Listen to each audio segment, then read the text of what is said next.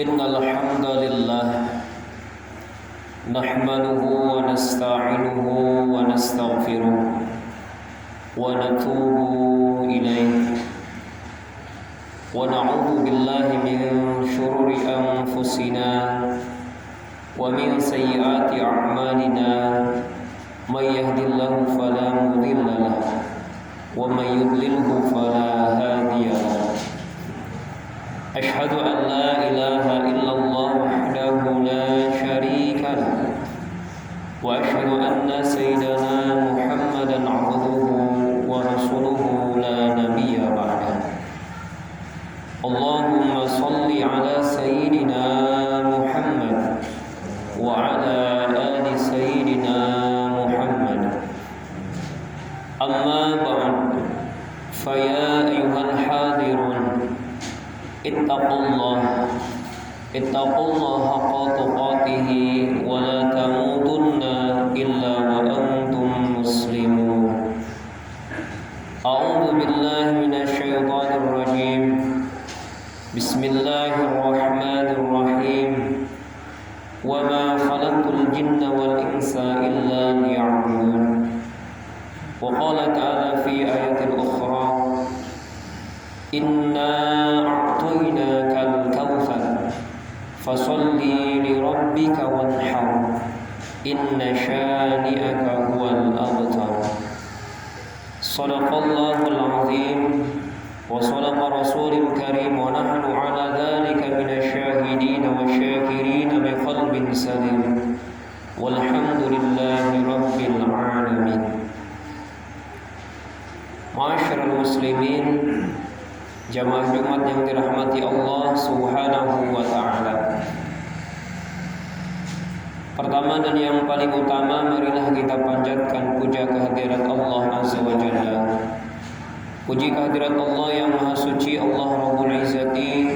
Syukur kehadirat Allah yang Maha Ghafur, yang telah memberikan kita bermacam-macam nikmat yang tak terhitung banyaknya. Salawat dan salam semoga tetap terlimpah curah kepada Nabi kita Kanjeng Nabi besar Muhammad sallallahu alaihi wasallam, kepada keluarga, para sahabatnya, dan mudah-mudahan kita semua diakui sebagai umatnya mendapatkan syafaat di yaumil qiyamah. Amin Allah ya rabbal alamin. Ma'asyiral muslimin, jamaah Jumat yang dirahmati Allah Subhanahu wa ta'ala. Di kesempatan khutbah ini, khatib berwasiat khususnya untuk diri khatib sendiri dan umumnya jamaah Jumat yang dirahmati Allah Subhanahu wa ta'ala.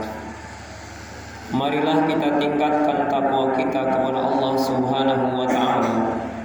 Takwa dengan sebenar-benarnya takwa, tentunya tetap berpegang kepada kaidah imtithalul awamirillah wajtinabu nawahihi, menjalankan seluruh perintah Allah dan menjauhi seluruh yang dilarang oleh Allah Subhanahu wa ta'ala. Ma'asyiral muslimin, jamaah Jumat yang dirahmati Allah Subhanahu wa ta'ala. Manusia dalam hidup dan kehidupannya tentunya menginginkan kebahagiaan. Bukan hanya kebahagiaan dunia saja, namun tentu juga kebahagiaan akhirat. Untuk mencapai kebahagiaan dunia dan juga kebahagiaan akhirat, ikhtiar maksimalnya kita tentunya adalah beribadah kepada Allah Subhanahu wa ta'ala. Wa ma khalaqtul jinna wal insa illa liya'budun. Dan tidaklah diciptakan jin dan manusia kecuali untuk beribadah kepada Allah Subhanahu wa ta'ala. Ma'asyiral muslimin, jamaah Jumat yang dirahmati Allah Subhanahu wa ta'ala. Ibadah yang kita laksanakan, baik hubungannya langsung dengan Allah Subhanahu wa ta'ala, yaitu sholat kita, puasa kita, yang sering disebut dengan ibadah mahdoh, hubungannya langsung dengan Allah Subhanahu wa ta'ala, ataupun ibadah yang hubungannya dengan sesama manusia, yang tentunya kesempatan ini sebentar lagi kita bertemu dengan ibadah yang ibadah ini adalah hubungannya dengan sesama manusia, yaitu ibadah ghair mahdoh. yang insya Allah pelaksanaannya yaitu pada saat Idul Adha ataupun Idul Kurban. Ma'asyiral muslimin jamaah Jumat yang dirahmati Allah Subhanahu wa taala. Kurban merupakan amaliyah ibadah yang tentunya ibadah yang kita laksanakan hubungannya dengan sesama manusia. Kepekaan kita kepada yang lain, tentunya ibadah kurban salah satu momen kita untuk bisa peduli kepada sesama. Ma'asyiral muslimin jamaah Jumat yang dirahmati Allah Subhanahu wa taala. Di tengah kondisi dan keadaan keterbatasan ekonomi kita saat ini dan juga kondisi keadaan pandemi yang sampai saat ini belum berakhir, tentunya sama-sama kita berikhtiar, berusaha untuk sama-sama bisa melaksanakan kegiatan yang nanti akan kita laksanakan yaitu Idul Kurban dengan sebaik-baiknya. Ma'asyiral muslimin jamaah Jumat yang dirahmati Allah Subhanahu wa taala. Kurban merupakan amaliyah ibadah yang sangat dicintai oleh Allah Subhanahu wa taala ketika dalam bulan Zulhijjah. Dan tentunya ibadah kurban ini banyak hikmah kemanfaatan yang kita dapat raih.